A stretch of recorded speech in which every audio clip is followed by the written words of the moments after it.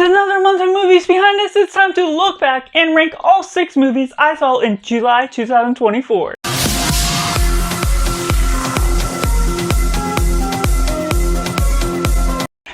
Welcome to Cinema, where we focus on a film. Let me know down in the comments below what movies you saw in July 2024 that were new releases, and how you would rank them from your least favorite to your favorite, so we can have a nice, respectful discussion down in the comments below, where we all have differences, different likes and dislikes, so we can just join in. And we're getting into last place. We have Despicable Me 4. Now this one, has its respective audience that is just going about a silly plot, but what is disappointing for me is I'm a huge fan of what we're getting out of Despicable Me as a franchise, but leading up more and more as we got more and more sequels, it sort of lost its flair from the very first Despicable Me and no longer holds a fantastic story that really fleshes out the characters, that really makes sense, and it has these subplots that are built up, especially in the trailers, that go and underperform their audience. And what it all has to tell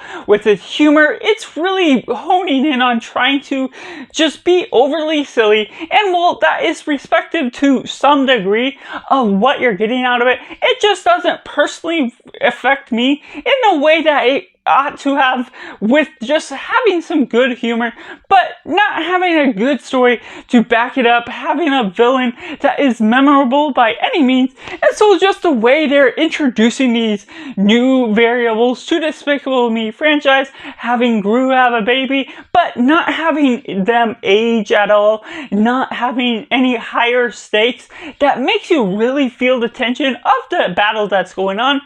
Ultimately, this becomes more disappointing as the franchise goes on. At number 5, we have Deadpool and Wolverine. A hot take, I know. It's good for the cameos and the fun fest you can have with some of its humor, but ultimately, there's some things that are overly crass. It doesn't need to be so meaningless for the nature of what it's doing with the humor, when you're having a heart to the story and a message that sort of is starting to touch on this midlife crisis and other variables that have something to say for the story, but it loses the flow with the ideas it's going after and doesn't have the heavy impact it needs to. While it can be entertaining, it doesn't have the substance to really back up ideas or things that could add more meaning to the story itself,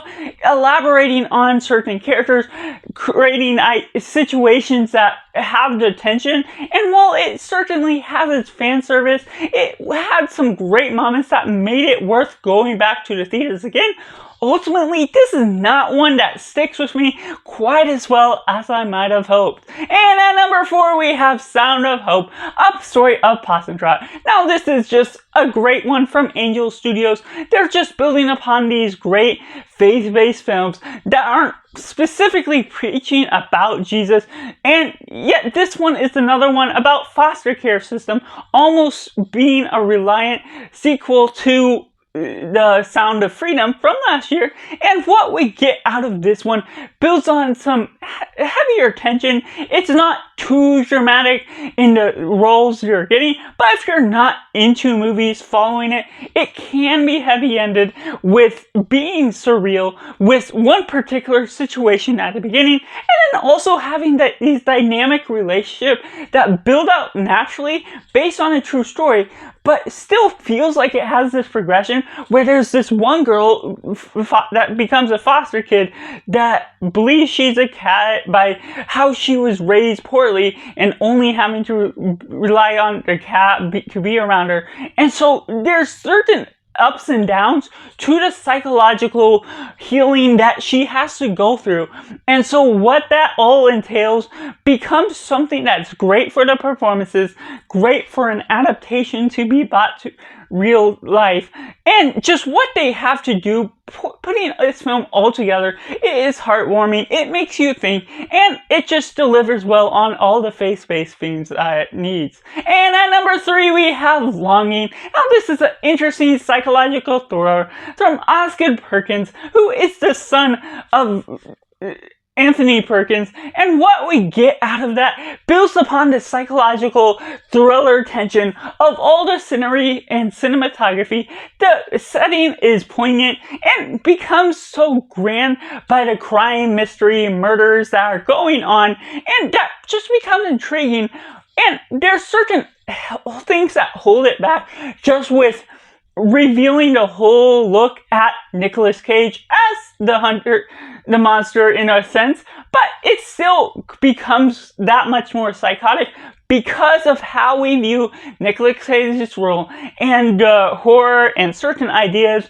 There's a twist near the end that becomes surprising just as well, and it ends on an interesting note, but one that lasts and has this different older filmed aesthetic and setting as well, that just becomes something that's very compelling by the nature of what you're getting into this mystery for. Number 2, we have Maxine. Now this is the end of the trilogy for the X, and what we're getting is just becoming compelling by the nature of taking an older setting like Longing does, but putting it into Hollywood and discovering all these different treats for this one killer that sort of takes a spin on what we're starting with the franchise, but still is compelling by everything that builds up as well. And having Maxine sort of be at the part of her stardom, and then the twist for what we're revealing out of the villain, it's a little bit of a crime mystery as well because of what we're having to find the killer and discover who he is and everything that goes about with Maxine, who she's trying to become, and everything that's pulled out from the build-up from the beginning of this franchise. Well, we're not expecting this sort of to be that sort of film that's building up to.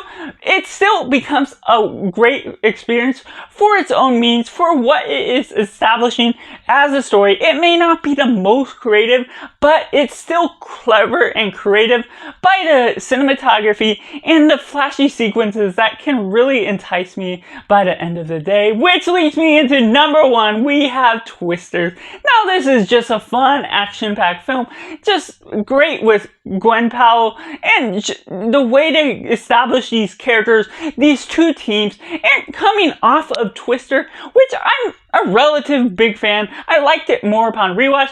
This one is just great and grand for its own means. It has a similar plot line, and what you do with the characters, it's just establishing more futuristic inventions for trying to destroy a tornado and not just measure it, trying to predict it.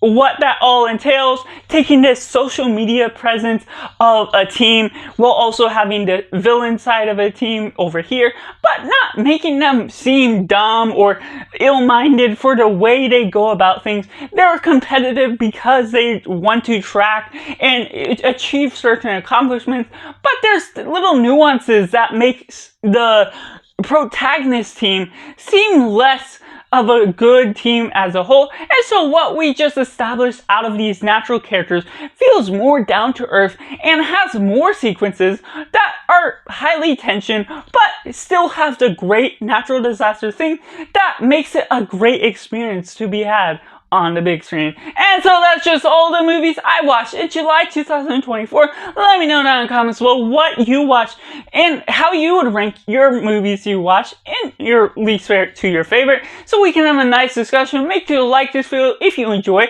and subscribe if you're not already to join in the film culture community where we talk about the love of cinema as a whole. And so that's just all. Make sure to do yourself a favor and go watch a movie.